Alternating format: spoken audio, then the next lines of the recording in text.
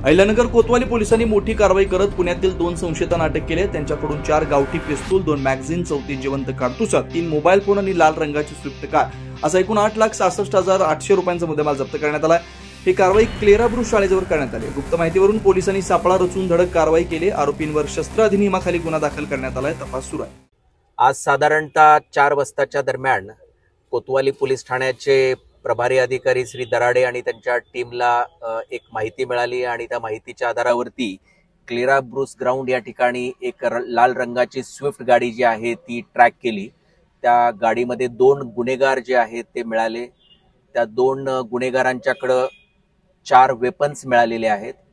त्यांच्याकडे 34 राऊंड्स आणि 2 extra magazine मिळालेले आहेत। त्या गाडीमध्ये 3 बोगस नंबर प्लेट्स आहेत आणि हे गुन्हेगार जे आहेत हे उमरटी MP वरून हे जे वेपन्स घेऊन पुण्याकडे चालले होते अशा पद्धतीची माहिती मिळालेली आहे।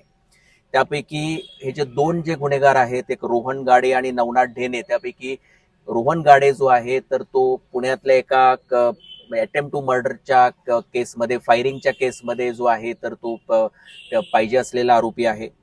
आणि आता सुद्धा जे माहिती मिळाली किंवा यांच्या प्राथमिक सांगण्यावरून हे पुढे जाऊन म्हणजे एक त्यांच्याबरोबरच वाद असलेल्या एका दुसऱ्या टोळीतल्या सदस्याला, म्हणजे त्याला एक चॉकलेट नावाचा एक कोणी व्यक्ती आहे तर त्याला मारण्याचा प्लॅन यांचा होता आणि त्यासाठी यांनी हे जे शस्त्र आहेत ही खरेदी केल्याचं हे प्राथमिक यांच्या सांगण्यामधून आलेलं आहे।